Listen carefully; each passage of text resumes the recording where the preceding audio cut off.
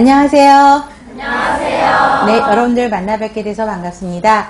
내방 열린 고시학원에서 간호사 국시 아동간호학 강의를 맡고 있는 오정화입니다. 자, 여러분들 첫 시간이어서 여러분들을 이제 뵙게 되는데요. 여름방학 때 저랑 8주 강의를 하셨던 분들도 꽤 계세요. 그죠? 그리고 처음 뵈신 분들도 계실 거고요. 그 다음에 인강을 통해서 기본 강의를 다 듣고 모의고사 반을 또 들으시려고 이렇게 앉아 계시는 분들도 계시는 걸 볼 수가 있습니다. 자, 그래서 기본적인 내용을 다시 설명을 드리면요. 아동간호학 국시 문제는 토탈 몇 문제죠? 35문제죠. 그래서 여러분들 아동간호학 여러분들이 이제 뭐 책을 보시든 가장 기본 단원별로 보시는데 가장 중요한 출제 빈도가 높은 챕터가 어디죠? 생각나는 거. 그렇죠. 아동의 성장 발달이죠. 그래서 그 부분에 가장 빈도수가 제일 많이 나오고요. 그 다음에 거기에 각각의 아동의 성장 발달에 따른 대표적인 질병들이 있어요. 그럼 대표적인 질병들 공부할 때 여러분들 어떤 거 공부하셨죠?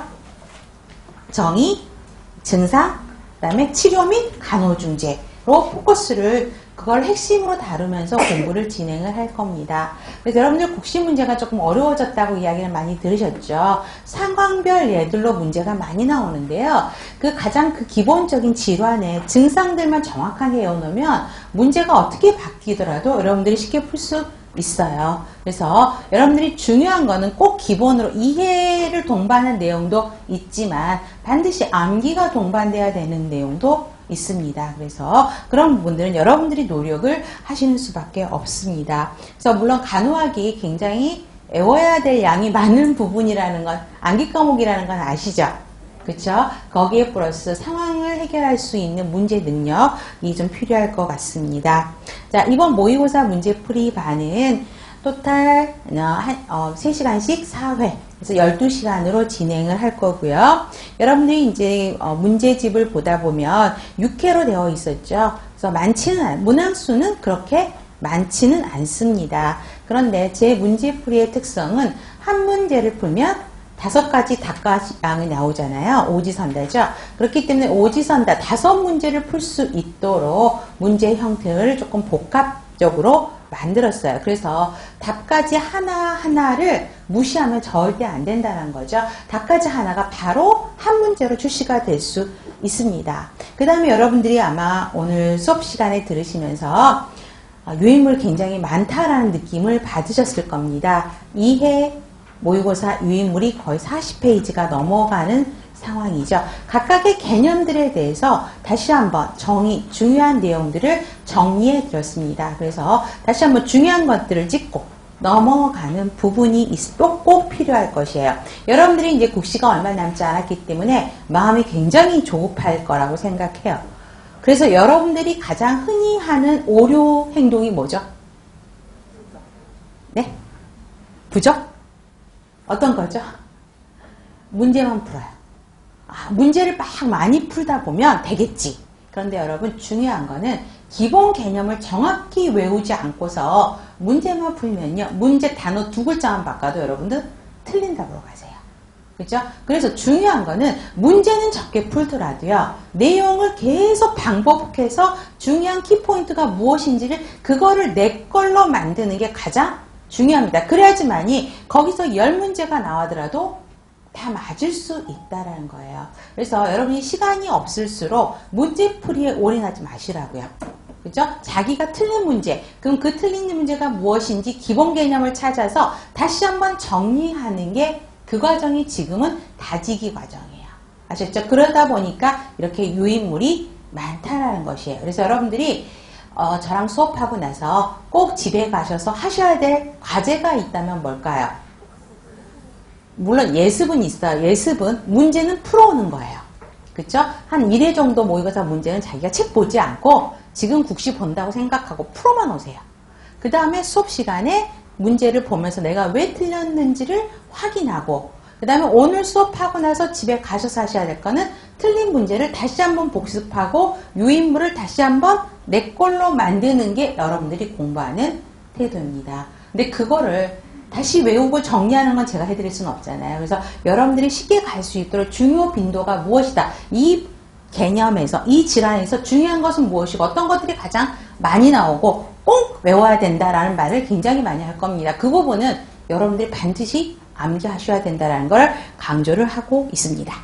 자, 여러분 지금 공부 다 하고 오셨죠? 네. 자, 아직 자신은 없으세요? 국시볼 준비되어 있어요? 아직 네 하시는 분도 계시고요. 아니요 하시는 분 계세요. 아직은 조금 시간은 있어요. 그렇죠? 그렇지만 이제 모의고사라고 하면 기본 공부는 다 하고 오신 거라고 저는 생각을 해요. 그래서 여러분들이 수업할 때도 틀린 거 당황하지 마시고 왜 틀렸지만 명확하게 보시면 되겠고요.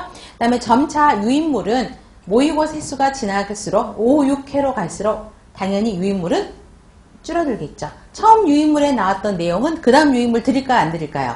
안 드려요. 그럼 바로 여러분들이 맞추셔야 돼요. 그 문제 틀리면 여러분들은 가슴에 손을 얹고 반성이라는 거를 이제 하셔야 되는 거죠. 자, 좋습니다. 자, 다시 한번 개념 정의 강조를 드리고요. 그 다음에 수업을 여러분들 이제 저희의 수업을 같이 들으면서 저의 노력이 여러분들한테 반영이 되겠고요. 저의 노력만 갖고 될까요? 여러분들의 행동이 따라와 주지 않으면 좋은 결과는 기대하기는 어려워요. 그래서 여러분들의 초심이죠. 지금 아직은 여러분들이 이제 4주 수업을 할 건데요. 사회 수업을 할 건데 첫 해는 굉장히 반짝반짝 하세요. 그랬다가 한 3회 정도, 이제 3주 정도 지나잖아요?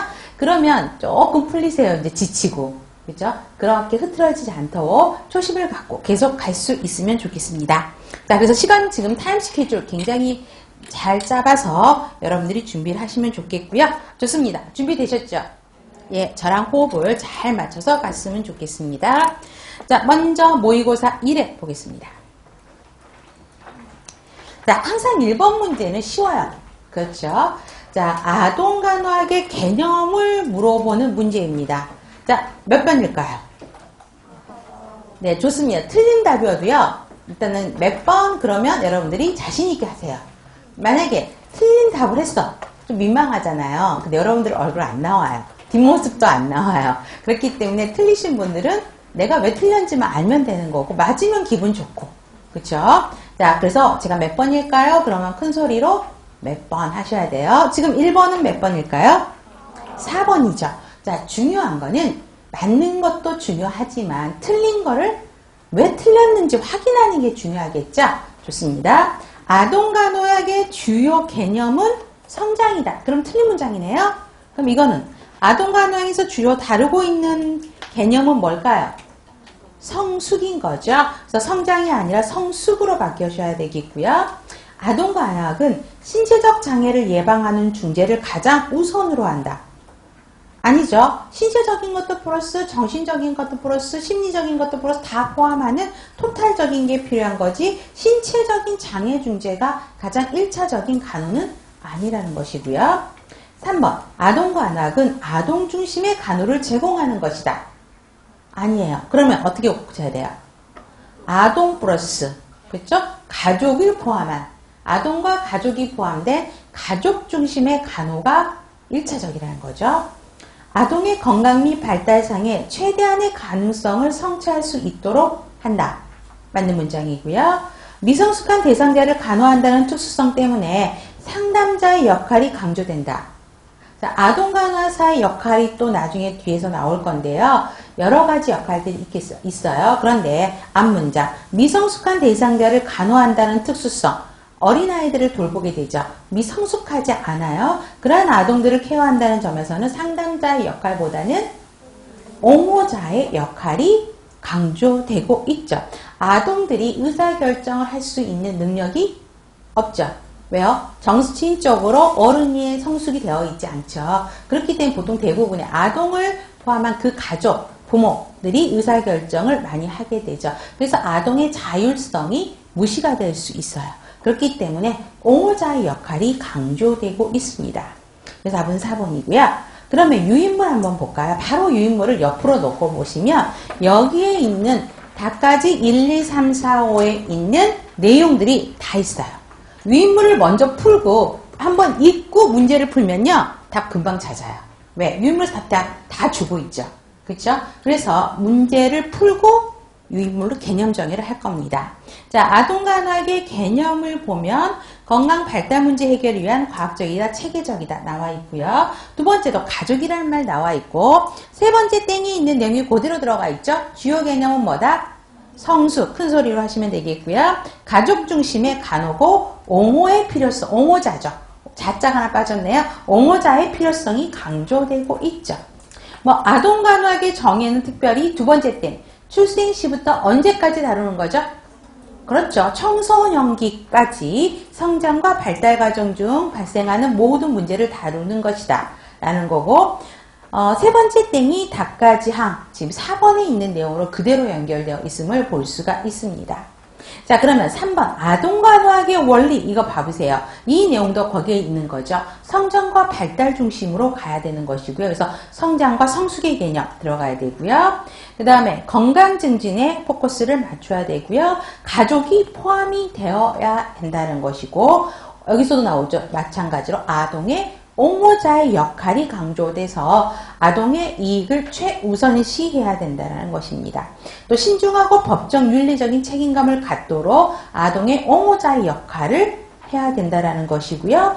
그 다음에 다양한 의사소통 기술을 가지고 의사소통, 아동이 연령에 따라서 의사소통 방법들이 틀리게 되죠. 다양한 의사소통 기술을 가지고 있어야 한다는 것입니다.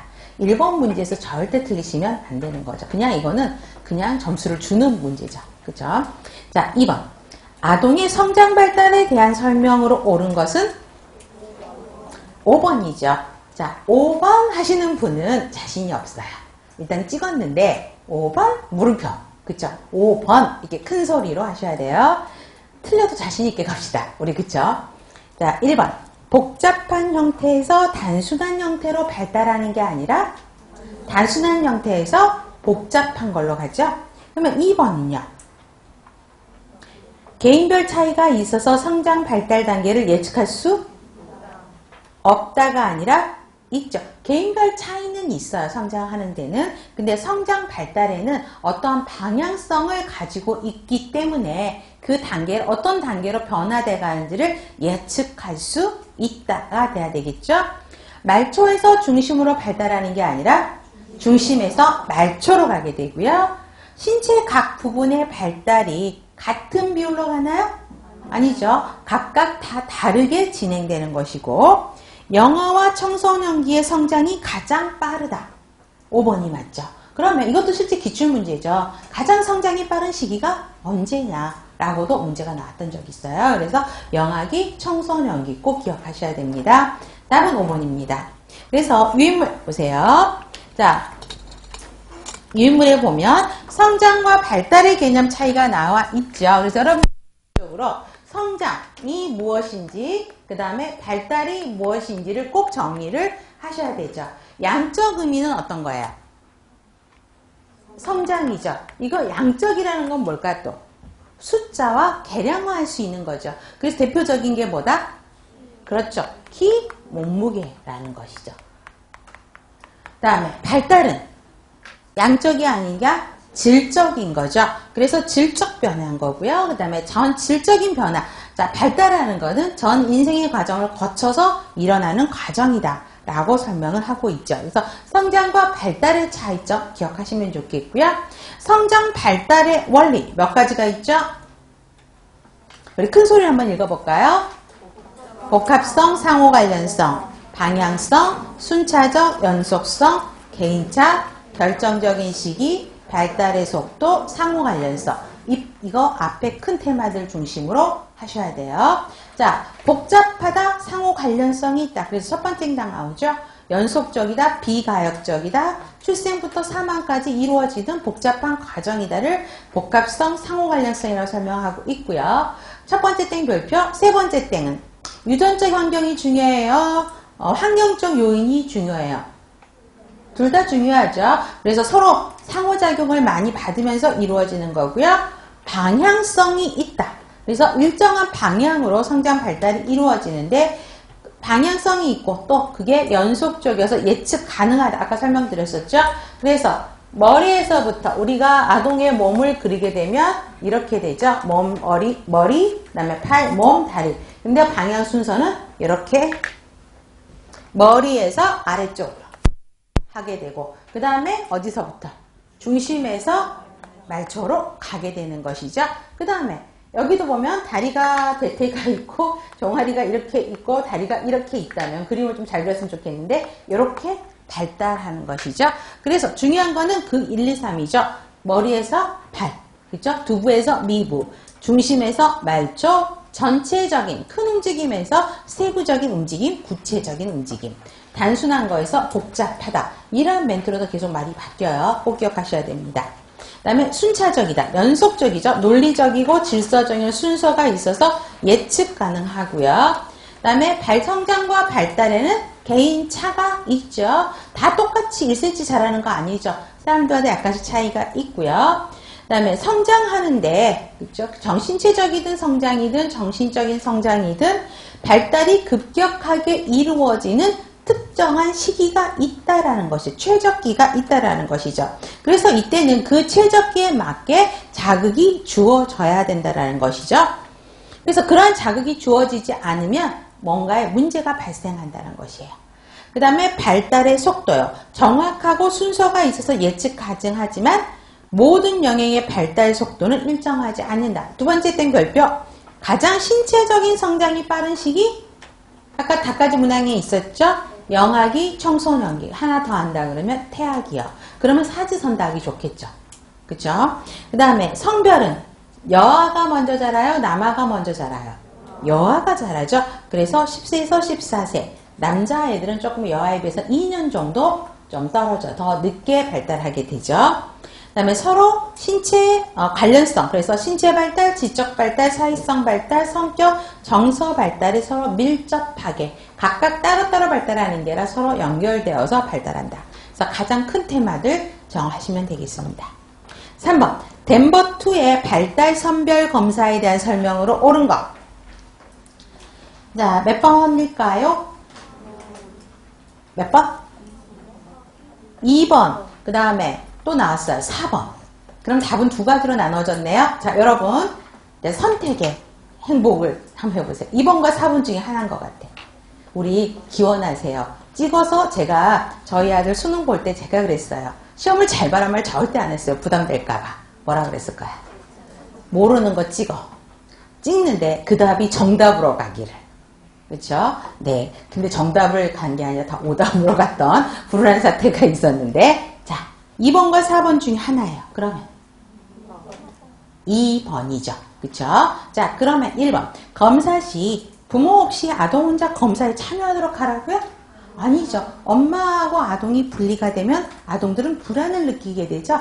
검사 시 부모가 함께 참여하도록 하고요. 검사 시간 1시간 정도 소요되는 거 맞습니다. 특정 나이 아동이 무엇을 할 수 있는지 발달 지연을 알아보기 위한 것이다. 자, 2번이 맞는 답이에요. 그러면 여기 핵심 단어가 뭘까요? 그렇죠. 네, 아주 큰 서류가 나왔어요. 발달 지연이에요. 그렇죠? 그 다음에 3번. 출생 시 8세까지 아동의 발달 사정을 하는 검사이다. 6세까지죠. 그 다음에 미숙아의 경우는 태어난 날을 기준으로 해서 연령 계산을 한다라고 했는데 이게 틀린 거예요. 그럼 이거를 바꾸면 어떻게 하면 될까요? 그렇죠. 연령선을 교정해야 된다고요. 만약에 얘가 미숙아로 태어났어. 근데 한 달 빨리 태어났어요. 그러면 한 달 빨리 미숙아가 몇 주를 기준으로 우리 미숙아라고 그러죠? 미숙아 몇 주? 헷갈리세요? 37주예요. 그럼 만약에 5주, 4주도 미숙아겠네요. 쉽게 생각합시다. 9개월 만에 4주 빨리 태어나도 미숙아죠? 36주니까. 그러면 한 달 빨리 태어난 애들을 정상 한 달과 비교하면 얘는 당연히 발달이 늦죠. 여러분 마지막 한 달이 가장 임신 중에 체중이 많이 늘어나면서 아동이 발달을 많이 하는 거거든요. 근데 그 한 달 차이가 여러분 굉장히 커요. 그러면 한 달 차이를 밥그릇 코스라고 생각을 해보세요. 그럼 얘랑 당연히 쳐질 수밖에 없죠. 그러면 정상으로 40주를 다 채워서 태어난 아동이랑 36주 만에 태어난 아동을 같이 비교하면 얘는 불리한 거야. 그럼 어떻게 해야 되죠? 거기서 4주를 빼줘야 된다고요. 그러면 얘가 실제가 한 살이 아니라 얘는 몇 주로예요? 지금 36주로 계산이 돼서 그죠? 연령선을 다시 맞춰줘야 한다라는 것입니다. 그래서 태어난 날을 기준으로 연령 계산을 하는 게 아니라 그 재태 기간만큼 빼서 그쵸? 연령선을 교정해 주셔야 됩니다. 그 다음에 4번요. 4번도 중요해요. 검사 영역은 개인사회성, 미세운동 적응, 정서 발달, 전체 운동 4가지다. 자, 덴버 검사에서 4가지 범주 뭐가 있었죠? 여기서 3가지, 4가지인데 3가지는 맞았어요. 뭐가 있지? 개인사회성, 미세운동, 전체운동, 또 언어 발달이 들어가는 거죠. 그래서 답은 2번이고요. 유인물 봐보세요. 그래서 덴버2를 DDST라고 설명을 하죠. 그래서 잠재적인 발달 문제, 위험성을 가지고 있는 게 뭔지를 선별하는 거고요. 두 번째 땡, 또 나왔죠? 6살, 꼭 기억하셔야 돼요. 그 다음에 땡, 검사 영역의 몇 가지 범주? 4가지 범주야. 그래서 전체 운동, 그쵸? 그 다음에 미세운동. 그건 금방 외울 수 있죠. 큰 운동이 어떤 건지, 작은 미세운동이 어떤 건지, 그 다음에 개인 사회성 발달이 어떤 건지, 언어 발달이 어떤 건지 4가지 범주는 꼭 외우셔야 돼요. 기본입니다. 그 다음에 진단적 검사가 아닌 동그라미, 뭐 발달 지연이 동그라미겠죠. 그죠? 발달 지연을 확인하기 위한 선별 검사고, 이거 지능 검사예요? IQ 검사예요? 아니다. 연령선을 정확하게 표시하는 게 좋아요. 그래서 특히 아까 미수가인 경우는 연령선을 교정해서 그만큼 빨리 태어날 수만큼 빼고 선을 정해야 된다는 이야기예요. 그래서 연령선 계산 보세요. 얘가 실제적으로 검사일이 언제다? 그러면 검사일에서 태어난 날 빼겠죠. 그러면 얘가 몇 주 나오겠죠. 몇 개월. 일단 나오죠. 근데 얘가 한 달 빨리 태어났어. 그럼 거기서 또 몇 주를 빼야 돼요? 4주를 더 빼야 된다는 이야기예요. 아셨죠? 그래서 계산을 하셔야 돼요. 자, 그래서 1개 이상의 지연이나 2개 이상의 주의가 나타난 경우는 지연을 의심할 수 있고요. 몇 개가 딜레이가 됐느냐에 포커스를 두는 것이죠. 그래서 아까처럼 발달 지연이 핵심 단어라는 이야기입니다. 그래서 답은 2번이죠. 좋습니다. 4번. 30개월 된 아동의 발달 단계를 프로이드, 에릭슨, 피아제 순서로 옳게 나열한 거. 이거 다 알아야 되는 거죠. 그쵸? 에릭슨도 알아야 되지, 프로이드도 알아야 되지, 피아제도 알아야 되는 거죠. 자, 그래서 30개월이면 영아기예요, 유아기예요, 학년전기예요? 유아기. 그죠? 일단 아동은요, 항상 나이가 먼저 나와요. 그래서 성장 발달을 얘가 영아기냐, 유아기냐, 학년전기냐, 이것부터 파악하고 들어가셔야 되겠죠. 그러면 얘는 유아기죠. 그럼 유아기의 특성을 프로이드는 학문기죠. 왜 학문기예요? 유아기는. 유아기가 몇 살부터 몇 살? 1에서 1세. 1세? 3세. 그쵸? 3세예요. 그럼 뭐가 발달하는 거죠? 이때? 배변 욕구. 자율성이 발달하면서 배변 욕구가 나오게 되죠. 그래서 항문 관략근을 조절하면서 배변하는 패턴, 습관을 이루게 되죠. 그러다 보니까 성적으로는 학문에 집착하게 되죠. 그래서 학문기에 학문에 집착하면서 변을 본다는 거에 거기서 쾌락을 느끼게 되는 거죠. 그래서 아동이 자기가 변 보고 감탄을 하고 있어요. 보면서 엄마 봤다 라고 하면서. 그렇죠. 그 다음에 사회심리 발달, 에릭슨에서는 뭐죠? 자율감이 발달하는 거죠. 그 다음에 피아제 인지 발달에서는 전조작기. 그럼 정확하게 전조작기에서는 뭐예요? 개념을 알기 전 개념기죠. 답은 2번. 쉽게 나올 수 있어요. 이거 절대 틀리시면 안 돼요. 유인물. 유인물에는 표로 다 드렸죠. 그래서 영아기는 성심리 발달이 오랄 스테이지. 손가락을 우연히 입으로 넣는데 행복해. 그쵸? 즐거움을 느껴. 그래서 계속 애들이 불안하면 손가락부터 빨잖아요. 손가락을 얻는 거에서부터 행복을 느끼고. 그 다음에 양육 대상죠. 누구에 의해서 양육이 되는지에 대해서 애착관계가 형성이 되면서 신뢰감 대 불신감이 만들어지고요. 이때는 감각을 통해서 이루어지는 게 돼요. 그래서 감각운동기. 유아기는 지금 설명드렸고, 학령전기는 나이는 여러분 잘 아실 거고요. 남근기예요. 성애일 때부터 몰두하기 시작하죠. 성에 대해서 이제 얘네들이 깨치기 시작해요. 그래서 남근기라고 시작을 하고 있고요. 그 다음에 학교 가기 전이니까, 그쵸? 뭔가 내가 할게요. 라고 하는 솔성감, 죄책감, 그쵸? 하게 되고, 전조작기에서 직관기죠. 학령기는 성에 대한 게 일단은 이제 학교 들어가면 애들이 부지런해야 되잖아요. 그렇기 때문에 성에 약간 몰두하는 게 좀 떨어져요. 그래서 성에 대한 인식이 잠복되어 되면서 학교에 다니려니까 부지런해야 돼요. 근면감이 발달하게 되는 거죠. 그래서 근면감, 열등감. 그 다음에 구체적 조작. 학교에 가서 뭔가 규칙을 외우고 공부를 하다 보니까 구체적으로 알게 되고요. 그 다음에 청소년기는 2차 성징이 나타나는 생식기죠. 그 다음에 성에 대한 정체감이 이루어지면서 정체감 대 역할 혼돈. 이거죠. 제2의 사춘기죠. 그 다음에 형식적인 조작기, 형식적인 추상적인 가설 설정들이 일어나는 것입니다. 그래서 이거는 굉장히 문제는 4번 문제는 쉬워요. 근데 여기서 제가 한 20문제 내라고 하면 충분히 낼 수 있어요. 비비 꽈서. 그쵸? 근데 이것만 여러분들이 명확하게 외워놓으시면 이런 문제는 절대 틀리시면 안 되는 문제들 중에 하나입니다. 답은 2번이고요. 뒤에 계속 나올 거예요. 다음 64페이지 5번. 유아기의 사회심리적인 발달 특성으로 옳지 않는 것. 몇 번일까요? 4번, 3번. 자, 4번, 3번. 둘 중에 하나. 다시 돌아봅시다. 3번이죠. 그쵸? 자, 1번. 유아기의 정서는 불안정하고 제1의 반항기라고 불리운다. 맞습니다. 그 다음에 싫어, 안 해. 뭐만 하면은 우유 먹을래? 싫어. 주스 먹을래? 싫어. 엄마랑 놀이터 갈까? 싫어. 막 이러거든요. 뭐만 하면 다 부정적인 일. 그럼 엄마들이 굉장히 힘들어요.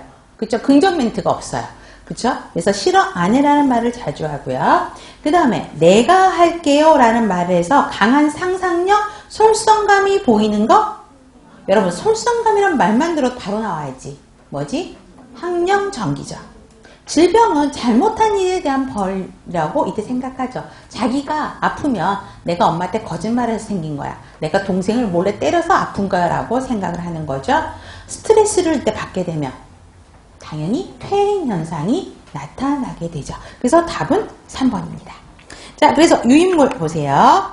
유아기의 특성을 여러분들한테 일단 드렸는데요. 자, 유아기의 심리사회적 발달에서 에릭슨은 뭐라고 설명했다? 우리 큰 소리로? 자율성 대 수치감. 그쵸?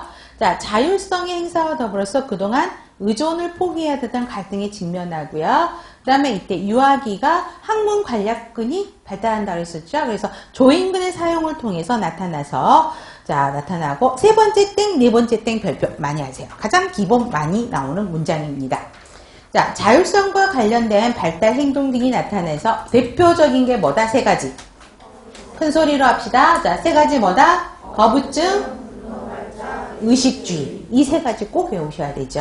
그 다음에 질병은 다시 나오죠. 잘못한 일에 대한 벌로 여기고 스트레스의 퇴행 현상. 여기 닭가장에 있는 문항들이 다 그대로 들어가 있죠. 자, 특히 거부증, 분노 발작도 별표 많이요. 이것도 각각 답을 분노 발작, 거부증으로 유도할 수도 있고요. 상황 설명하고 거부증에 대한 특성으로 옳은 거, 옳지 않은 거 이러면서 많이 나오죠. 자, 거부증이 나타나는 이유는 무엇인가? 그러면 답을 어떻게 해야 될까요? 거부증이 유아기 아동의 행동 특성에서 거부증이 나타나는 이유. 그러면 그렇죠. 첫 번째 땡으로 답을 유도해야 된다는 거죠. 자율성을 성취하는 과정에서 나타나는 갈등 현상이다. 이렇게도 문제가 나온다고요. 아셨죠? 그 다음에 싫어, 안 해. 부정적인 표현을 하기 때문에 그런 표현을 하지 않도록 선택할 수 있는, 초이스할 수 있는 걸로 하셔야 된다고요. 이때는 엄마가 뭐뭐 할까? 그럼 절대 안 되고 우유 줄까? 주스 줄까? 그러면 얘가 거기서 선택을 하는 거죠. 우리 놀이터 갈래? 집에 가서 놀까? 그쵸? 그런 형태로 가야 된다는 거죠. 그 다음에 분노 발작이요. 바닥에 들어눕고 발로 차기도 하면서 숨이 넘어갈 듯이 웃는 거는 뭐라고요? 분노 발작이죠. 기억해야 되고요. 그 다음에 분노 발작은 두 번째 땡도 많이 나오죠. 격렬하게 저항을 함으로써 자신의 독립성을 주장하려고 하는 행동 패턴이 거부증이에서 두 번째 문항을 주고 이때 나타나시는 행동은 무엇이다. 그래서 거부증이든 분노 발작이든 특성은 꼭 기억하셔야 돼요. 그래서 이거 여러분 어디서 많이 보세요? 이 행동. 마트에서 어디? 장난감 코너 가면 이런 애들 되게 많아요. 부모들은 어떻게 하고 있던가요? 엄마는 어디가 있어요? 딴 데 가서 일보시거나 멀리서 숨어서 지켜보고 있죠. 무관심하게 반응을 보여야 한다는 거죠. 무관심하고요. 일관성해야 된다고. 어떤 때는 들어주면 계속해요. 어떤 때는 안 들어주면 들어줬는데 안 들어주니까 어때? 그 동작을 계속할 수밖에 없죠. 절대요. 숨 안 넘어가요. 애들 숨 넘어갈 듯이 운다 그랬는데요. 숨 안 넘어가요. 그렇기 때문에 무관심하게 하고 일관성 있는 대처를 해야 된다는 것도 꼭 기억하셔야 되죠. 다음에 의식주의예요. 의식주의는 그렇게 많이 나오진 않는데 세 가지 특성이 있다는 걸 기억하시라고 그랬었죠. 자, 의식주의는 뭐예요? 같은 컵, 같은 수저를 사용한다고요. 그래서 주스를 먹을 때 꼭 이 컵을 다 먹어야 되고요. 숟가락을 먹을 때 꼭 어떤 숟가락을 먹어야 되고, 그래서 애들 뭐 미키, 미니 뭐 이런 마우스 숟가락들 있죠. 그런 숟가락들. 그 다음에 그 애들이 좋아하는 캐릭터들에 그려진 뭐 담요 뭐 이런 것들에 꼭 그런 것들을 하는 게 의식주의입니다. 그래서 일상 계속 반복적인 의식을 통해서 반복을 통이죠. 그래서 아동이 오히려 편안하게 갑자기 새로운 낯선 물건이 딱 들어오면은 불안하거든요. 그러니까 익숙한 물건이 자기한테 오면 그 익숙한 물건에 친해지게 되죠. 그래서 애들이 어떻게 하든가요? 이렇게 하게 되면 여행을 가더라도 어떻게 해야 돼요? 그 수저로 수가 다 가져가야 되고요. 그 다음에 담요에 애착관계를 갖고 있잖아요. 캐릭터 담요. 그 담요를 여행 갈 때 싸갖고 가야 돼요. 그러면 어때? 그 담요가 크더라도 싸갖고 가야 돼요. 가방 엄청 커지죠. 인형 있으면. 인형 질질 끌더라도 갖고 가야 돼요. 그죠? 안 그러면 그게 없으면 불안한 거거든요. 그래서 의식주의 행동이 유아기의 패턴이다. 그 다음에 보시면 되겠고, 그 다음에 의식이 깨지게 되면 그쪽 스트레스를 받는 거죠. 없어 보면 눈에 보면 항상 익숙한 게 있어야 되는데 익숙한 게 없어졌어요. 스트레스를 받기 때문에 퇴행 현상을 보인다라는 거죠. 그래서 퇴행 행동 무시하고 긍정적인 행동에 포커스를 맞춰줘야 된다라는 것입니다. 다음에 문제는 지금 유아기고 닭과지항이 아까 뭐가 나왔죠? 내가 할게요. 상상력, 솔선감, 학령정기죠. 그래서 학령정기도 정리해드렸어요. 자, 에릭슨은 뭐다? 설성감 대 죄책감. 그래서 자기 주도적으로 뭔가를 하려고 시도하는 시기예요. 뭔가 자기가 해보겠다고. 잘 돼요? 잘 안 되죠. 엄마 내가 컵에 부을게요 하다가 쏟아요. 컵 깨든지. 그럼 엄마는 화가 나죠. 그쵸? 그러면서 애들이 위축된다란 말이에요. 그렇기 때문에 일단 이 상태는 내가 할게요 라는 말들이 굉장히 많고요. 그 다음에 역할 모델들을 모방하게 되죠. 여자아이들은 엄마를 따라하게 되고, 그래서 요때 애들은 어떻게 하죠? 엄마 화장대 침습하죠. 그렇죠? 그래서 어떻게 얼굴을 완전히 도배를 하거나 아니면 화장대 거울을 완전히 그쵸? 하는 그 단계. 그래서 여자아이들은 엄마, 남자아이들은 아빠를 행동을 모방을 하게 되고요. 그 다음에 4번에서는 상상력 동그라미세요. 그래서 학령정리는 상상력이 굉장히 극대화가 이루어져서 현실과 환타지를 구별하지 못해요. 혼동 상태로 오는 거죠. 그래서 특히 손상, 괴물에 대한 두려움이 극대화가 돼서 통증의 민감성이 높아요. 침습적인 행위에는 굉장히 공포감을 갖는 시기가 요 시기고요. 그 다음에 과장된 두려움, 불이 꺼지면 공룡이 나타나고 악마가 나타나고 도깨비가 나타나요. 그렇기 때문에 미등을 켜두는 게 훨씬 수면하기는 좋다라는 것입니다. 그 다음에 아동들이 이때 사회에 바람직하지 않은 행동을 할 수가 있는데 일관적이고 부드러운 제재를 통해서 죄책감을 갖지 않도록 해야 된다는 것이에요. 자, 그래서 문제는 유아기를 물어보는 거지만 학년정기 정리해드렸고요. 다음번에 학년정기 유인물은 없어요. 그때는 그냥 푸셔야 됩니다. 6번 학년정기 아동의 놀이 특성이요. 몇 번일까요? 2번이죠. 사회성이 발달해서 소꿉놀이 등을 좋아한다. 학년정기에서 학년정기의 놀이의 특성은 다른 말로 하면 자, 2번을 네 글자로 정의하면 그렇죠. 연합놀이죠. 그러면 1번 다른 아동이 하는 것에 관계없이 그들 자신만의 행동을 하는 것. 영아기죠. 이거는 단독놀이죠. 그렇죠? 그래서 영아기의 단독놀이를 설명을 하고 있고요. 그 다음에 3번 동성끼리 어울리고 규칙놀이를 한대요.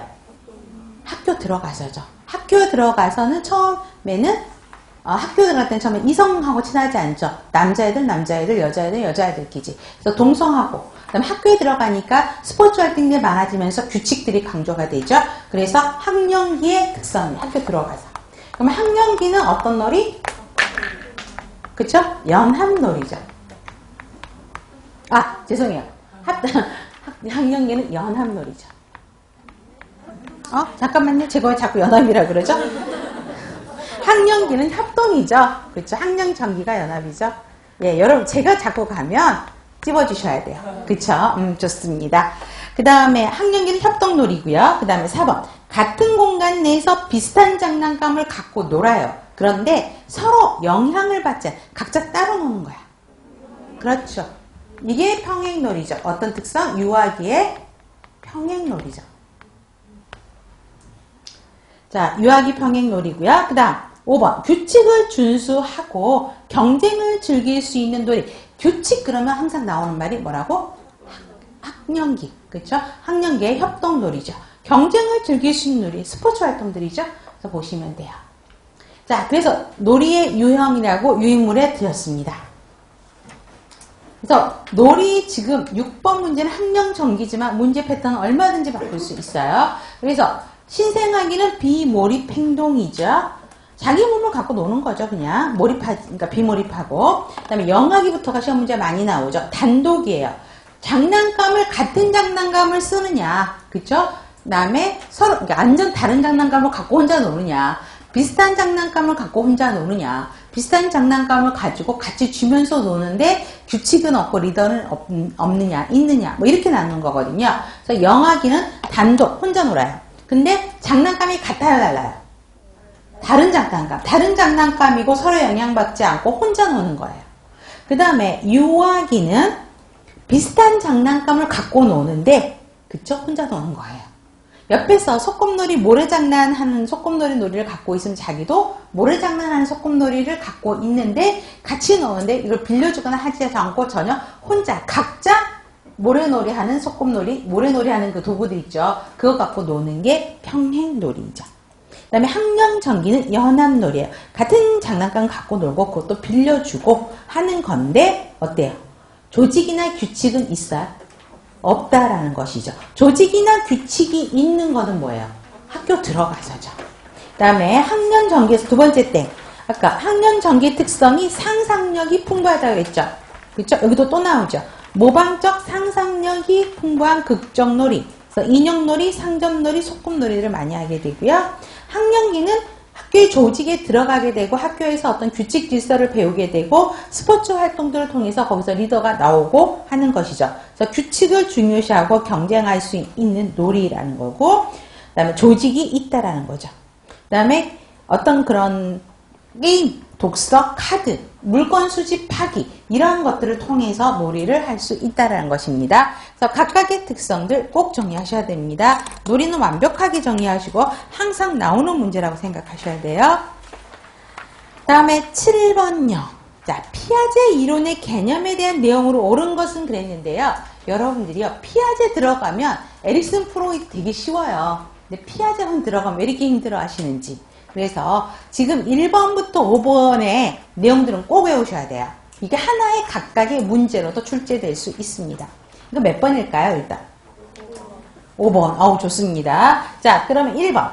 주변의 사물은 지금 눈에 보이지 않더라도 계속 존재한다는 사실을 인식할 수 있어서 엄마가 인형을 방석 아래 숨겨낸 거를 이불을 들춰내고 찾아낼 수 있는 특성을 가지고 있다. 그러면 이건 어떤 특성에 대한 내용이에요? 보존 개념이 아니죠. 이건 뭐예요? 그렇죠. 그 대상이 연속적으로 있으니까 얘가 찾아내는 거 아니에요. 그렇죠? 대상 연속성의 개념이에요. 그럼 문제가 어떻게 변형이 되냐면 답까지 1번을 주고요. 무엇에 대한 내용인가? 무슨 말인지 아시겠죠? 대상 연속성으로 찾아 들어가야 된다는 거예요. 아셨죠? 그래서 1번은 대상 연속성의 개념. 2번은 숨바꼭질을 하는데 자기 손으로 자기 두 눈을 가리고 자기 숨었다고 하는 거예요. 이런 사고의 특성은 마술적 사고가 아니라 자, 이거 맞춰보세요. 어떤 사고? 틀린 것 같긴 한데 자, 여러분이 지금 상황은 딱 그래. 딱 틀린 건 알겠는데 정답은 모르겠어. 자, 뭘로 바꿔야 될까? 자기중심적 사고죠. 그쵸? 왜? 내가 다 먹고 난 잘 숨었대요. 그쵸? 자기중심적 사고에 대한 설명이고요. 3번. 아동이 서랍에 조개껍질, 병뚜껑, 돈정 등을 수집해서 잘 분류해 놓으면 이 아동의 특성은 구체적 조작기 사고죠. 구체적으로 조작할 수 있는 사고.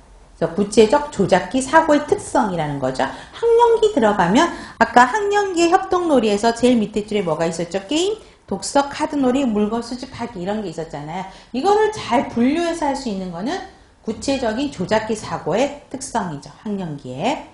그 다음에 4번 뛰어다니다가 책상에 부딪혀 넘어졌어요. 그래서 책상을 긁어보면서 야단치는 행동을 하는 거는 무슨 특성? 무랄론의 특성이죠. 아까 의식주의는 뭐라고 그랬어요? 같은 컵, 같은 수저. 그래서 반복을 통해서 반복을 통해서 안전함을 느끼려고 하는 거. 유아기의 특성이었었죠. 아니, 유아기란다. 유아기 맞죠? 그 다음에 5번. 어머니가 설거지를 하는 모습을 본 유아가 몇 시간이 지난 후 부엌에서 그릇을 닦는 신용을 하고 있는 특성. 이건 상징적 모방. 맞는 말이죠. 그래서 지연 모방이라고 하고 있는데 유인물의 정의를 하나 드렸어요. 자, 지적 능력을 갖고 있는 영아가 그죠? 부모가 하는 행동을 목격한 다음에 그 자리에서 그거를 바로 행동을 따라하기보다는 한참 시간이 지난 후에 엄마가 이렇게 화장을 했었지 라고 하면서 그걸 따라하는 거. 또 엄마가 이렇게 청소기를 돌렸지 하면서 엄마가 청소하는 패턴을 그대로 따라하는 거. 이게 상징적인 모방에 대한 정의를 여러분들한테 드렸습니다. 그래서 닭가지 항에 있는 개념 있죠? 꼭 기억하셔야 됩니다. 5번이죠. 8번. 학령기 아동의 신체적인 특징에 대한 설명으로 옳은 것. 학령기예요. 몇 번일까요? 너무 조용해요. 몇 번일까요? 자, 좋습니다. 8번이 어렵나 봐요. 자, 그러면 1번. 학교 들어갔는데 안면골 성장 속도에 비해서 두개골 성장이 빠르다.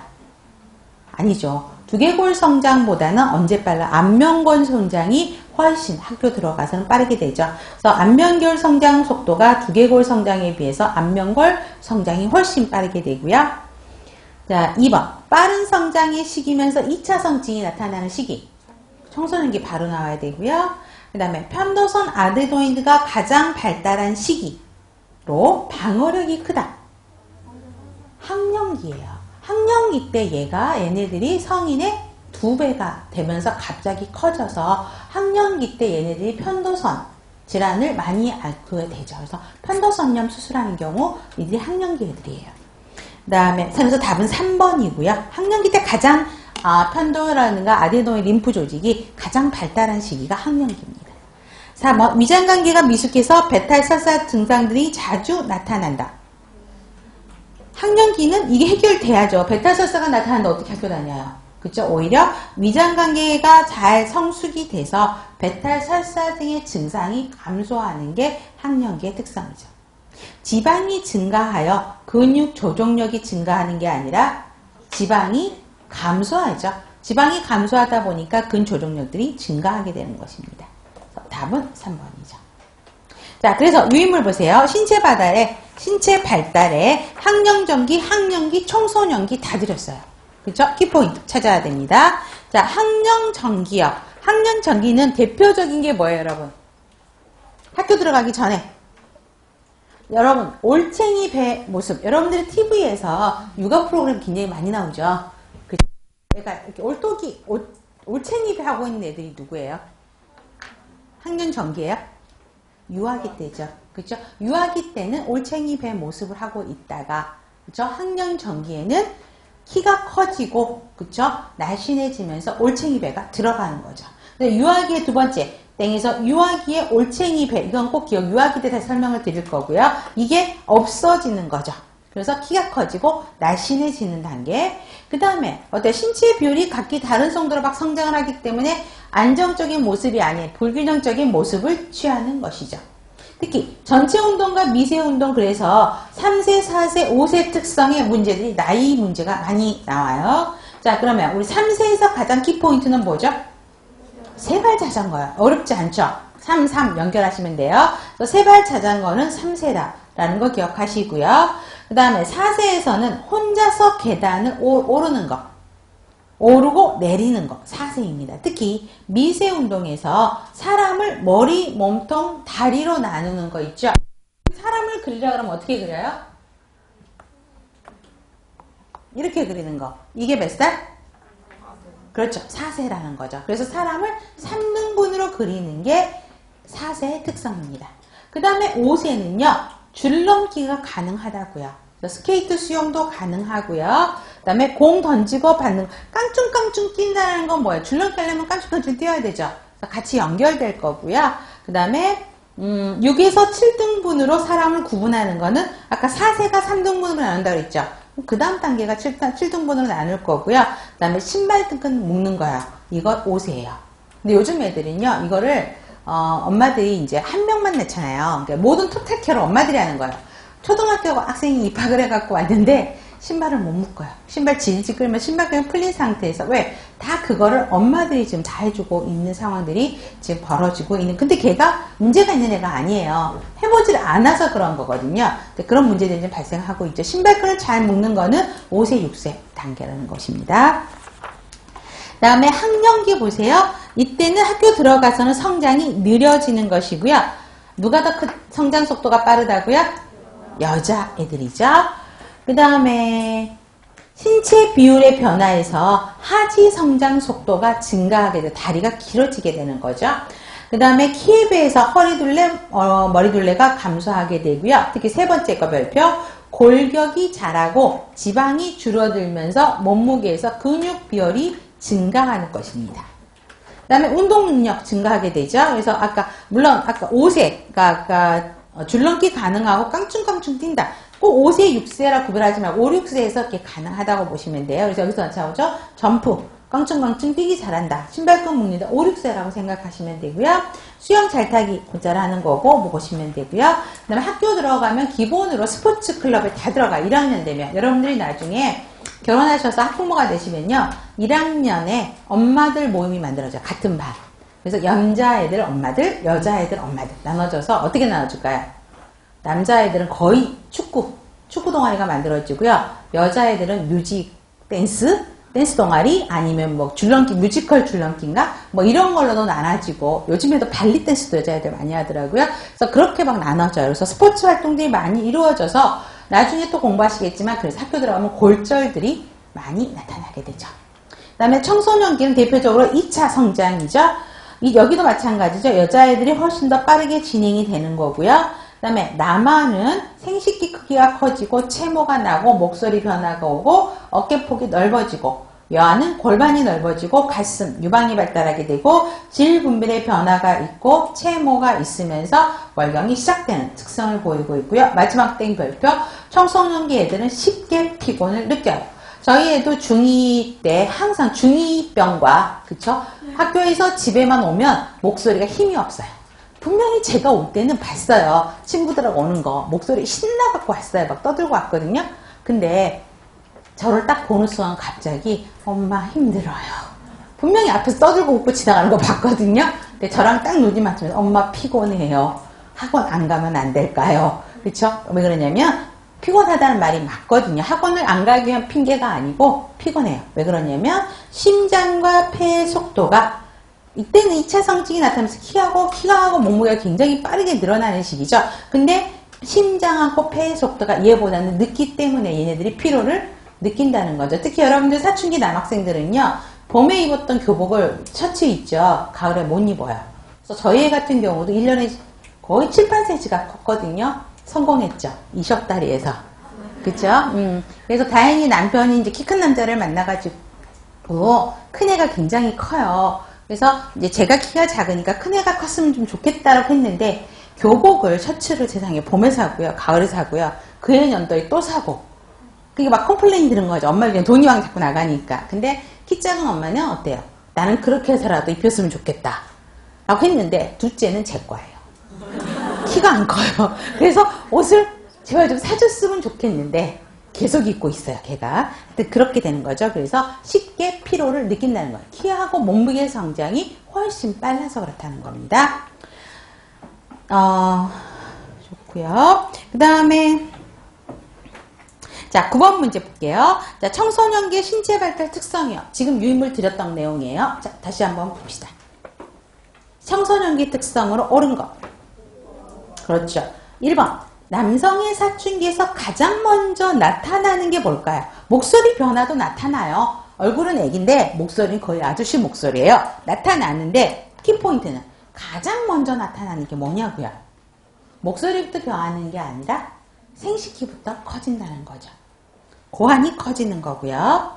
그래서 고환이 커지고 순서 한번 적어보실까요? 고환이 커지고 그 다음에 채모가 성장, 급성장.